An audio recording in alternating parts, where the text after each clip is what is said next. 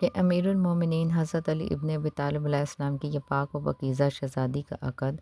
کسی صحابی کے ساتھ ہوا تھا، اور یہ اتنا شعرا آفاق عقیدہ بن گیا کہ اس عقیدے پر قائم رہنے والوں نے بھی اس عقیدے کو سننے کے بعد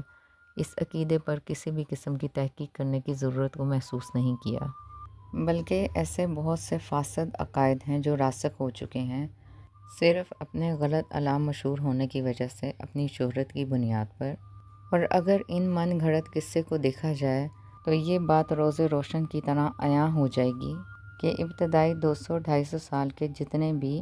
اہل سنت یا غیر تشیع کے اکابرین ہیں، انہوں نے اس افسانے کو نہیں لکھا، بلکہ اس من گھڑت کہانی اور افسانے کی بنیاد اور اس کی ابتدا بنی امیہ کے دور سے ہوئی، ایک ایسا دور جس میں اہل بیت اطہار علیہ السلام کی تعظیم اور اہل بیت اطہار علیہ السلام کی عزت کو ختم کرنے کے لیے ایک وضع حدیث یعنی جھوٹی حدیث گھڑی گئی، ایسے افسانے گھڑے گئے جس میں اہل بیت اطہار علیہ السلام کی نسبت کو کم کیا جائے، یا اہل بیت اطہار علیہ السلام کے وہ فضائل جس میں وہ اپنی انفرادیت رکھتے ہیں، اور ان کی انفرادیت کو ختم کرنے کے لیے کچھ ایسے افراد کو بھی ان کے فضائل میں شریک بنا دیا جائے، یعنی ان کے فضائل میں حصے دار بنا دیا جائے، تاکہ یہ فضائل اہل بیت اطہار علیہ السلام کا خاصہ نہ رہیں اور نہ ہی یہ ان کا امتیاز رہیں۔ اور اس طرح بنی امیہ کے دور میں امیر المومنین حضرت علی ابن ابی طالب علیہ السلام کی ایک دختر جناب حضرت بی بی ام کلثوم سلام اللہ علیہ کی شادی کے متعلق ایک غلط روایت درج کی گئی،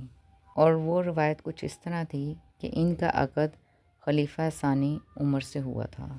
جبکہ مورخین نے تحقیق سے اس بات کو غلط ثابت کیا، اور جو تحقیق اس من گھڑت قصے کے بارے میں کی گئی وہ کچھ اس طرح سے تھی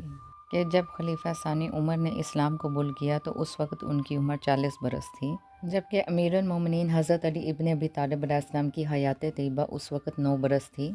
اور شہادت کے وقت آپ علیہ السلام کی عمر مبارک 63 برس تھی۔ اور جب امیر المومنین حضرت علی ابن ابی طالب علیہ السلام نے جناب حضرت بی بی فاطمہ الزہرا سلام اللہ علیہ سے شادی کی تو اس وقت آپ علیہ السلام کی عمر مبارک 25 برس کی تھی، جبکہ اس وقت خلیفہ ثانی عمر 56 برس کے تھے۔ اور پھر امیر المومنین حضرت علی ابن ابی طالب علیہ السلام کے ہاں جناب حضرت بی بی فاطمہ الزہرا سلام اللہ علیہ سے حضرت امام حسن المجتبیٰ علیہ السلام، اور پھر ان کے بعد سرکار کریم کربلا حضرت امام حسین علیہ السلام، اور پھر ان کے بعد بڑی شہزادی فاتحہ شام جناب حضرت بی بی زینب الکبریٰ سلام اللہ علیہ، اور پھر ان کے بعد جناب حضرت بی بی ام کلثوم سلام اللہ علیہ کا اس دنیا میں ظہور ہوا۔ اور اس طرح اگر عمروں کا تناسب دیکھا جائے کہ جب جناب حضرت بی بی ام کلثوم سلام اللہ علیہ کا اس دنیا میں ظہور ہوا